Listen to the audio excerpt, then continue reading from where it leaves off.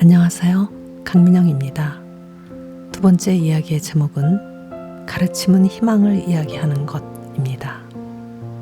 방학 마지막 날에 아이의 음악 숙제를 위해 예술의 전당을 찾았습니다.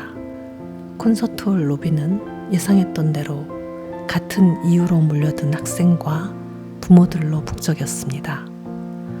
청소년 음악회가 시작되자 들어갈 사람과 남은 사람들이 어느 정도 정리가 되었죠. 저는 아들을 음악회에 들여보낸 뒤에 카페 테이블 앞에 앉아 커피를 마시고 있었습니다. 카페 안은 손님으로 가득했고 옆 테이블엔 67명의 중학생들이 샌드위치와 주스를 먹으며 낄낄대고 있었습니다. 그 애들은 음악회 표만 사고 들어가지 않은 게 분명했죠. 안에서 들려오는 오케스트라의 연주를 들으며 커피를 두어 모금 마시는데 옆 테이블에서 갑자기 소란이 일어났습니다. 아이들이 괴성을 지르며 몇 명은 일어서 있었어요. 늘어놓은 카드와 지폐와 동전 따위로 테이블 위는 어수선했습니다. 도박을 모르는 제 눈에도 아이들의 게임은 놀이의 범주를 벗어나 있었고 그 애들이 외치는 소리는 로비에 잔잔하게 흐르던 오케스트라의 선율을 가차없이 찢었습니다. 카페 주인과 앉아있던 어른들은 힐끔거리며 눈치만 볼 뿐 누구도 제지하려고 하지 않았습니다. 그도 그럴 것이 그 애들이 요즘 가장 무섭다는 중학생들로 보였으니 그럴만했죠. 그래서 저도 불편한 마음을 그냥 견디고 있었습니다. 결국 그 애들의 소란으로 사람들이 하나둘씩 다른 테이블로 이동하거나 아예 자리를 떠나는 모습을 보면서 나도 자리를 옮겨야 하나 잠깐 망설였습니다. 그러다가 목소리를 가다듬었죠. 다섯은 노랑 빨강으로 머리칼을 염색했고 피어싱을 했고 반항과 경계의 눈빛이 눈에 가득했습니다. 저는 용기를 내어 그중 비교적 주변을 의식하는 아이 2명을 손짓으로 불렀습니다. 망신을 당할지도 모른다는 긴장과 함께 부드럽고 따뜻하고 낮은 어조로 말하려고 노력했습니다.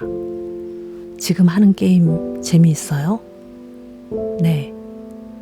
몇 학년이에요? 중2예요. 아, 15? 우리 아들과 같은 나이네. 15살이면 충분히 인격적인 대우를 받을 나이네요. 네. 지금 하는 게임은 아주 재밌을 것 같은데 품이 있어 보이지는 않네요. 15살 먹은 만큼은 인격적인 존중을 받고 싶지 않아요? 여기 주변을 봐요. 모처럼 시간을 내서 이곳을 찾은 사람들 같죠? 나도 그렇고 저 사람들이 휴식을 얻기 위해서 어쩌면 뭔가를 포기하고 왔을지도 몰라요. 여기 온 사람들이 이 시간만큼은 느긋하고 평화롭게 즐길 권리가 있지 않을까? 다행히도 아이들은 순한 표정으로 들었고 친구들에게 가서 저를 힐끔거리며 이야기했습니다. 그 애들은 자리에서 일어나며 돈과 카드를 주섬주섬 챙겼습니다. 아이들이 다른 곳으로 간 뒤에 다른 테이블에 앉은 사람들이 제게 고개를 끄덕이며 부드러운 미소를 건넸습니다. 저 역시 미소를 지었지만 땀이 등줄기를 타고 흐르는 게 느껴졌죠. 그래도 역시 아이들은 방향만 잡아주면 받아들이는 순수함과 문제 어른은 있어도 문제아는 없다는 생각으로 불편함을 진정했습니다. 음악회가 끝나고 나온 아들이 제 얘기를 듣더니 펄쩍 뛰며 다시는 그러지 말라고 신신당부하더군요. 중학교 2학년 아이들에게 그런 용기를 낸 것은 제 인생에 아마 그 한 번으로 끝난 것 같습니다. 그래도 내 아들과 함께 이 사회를 만들어갈 소중한 아이들이 아닌가요? 사람의 인격은 그가 살면서 만난 사람들의 복합체라는 말이 있습니다. 이 말은 교사와 부모 이외의 사람에게서도 얼마든지 교육의 효과와 성취를 볼 수 있다는 말일 것입니다. 오래전에 읽은 감동적인 글이 생각납니다. 뉴욕의 거리에서 풍선을 파는 남자가 있었습니다. 흑인 아이 하나가 멀리서 풍선을 바라보다가 다가가서 아저씨, 저 검은 풍선도 하늘 높이 날 수 있나요? 라고 질문했죠. 그 남자는 그럼 날 수 있지. 자, 봐라. 라고 말하면서 풍선을 색깔대로 골라 하늘로 날려 보냈습니다. 파랑, 노랑, 빨강, 흰색, 검정의 풍선들은 바람을 타고 하늘 높이 올라갔고 더는 보이지 않게 되었습니다. 풍선 장수는 아이에게 말했죠. 풍선을 날 수 있게 한 것은 풍선의 색깔이 아니라 그 안에 공기란다. 얼마나 멋진 말인가요? 후에 아이는 성장해서 미국의 저명한 인권운동가가 되었다고 합니다. 이 내용은 후에 여러 사람의 강의 주제에 따라 조금씩 변형되기도 했지만 제 가슴을 뛰게 한 것은 남모르는 아이를 위해 풍선 장수가 보여준 사랑과 친절이었습니다. 그는 손해보는 것을 염두에 두지 않았죠. 대신 의문을 갖고 다가온 아이에게 인종차별의 편파적인 갈등을 극복할 교훈을 실물 교습으로 보여주었습니다. 가정과 학교 교육, 사회 경험을 통해 우리의 인성이 형성되지만 저에게는 중심이 된 것 중 하나가 어머니의 교육이었습니다. 제가 6살 때의 일입니다.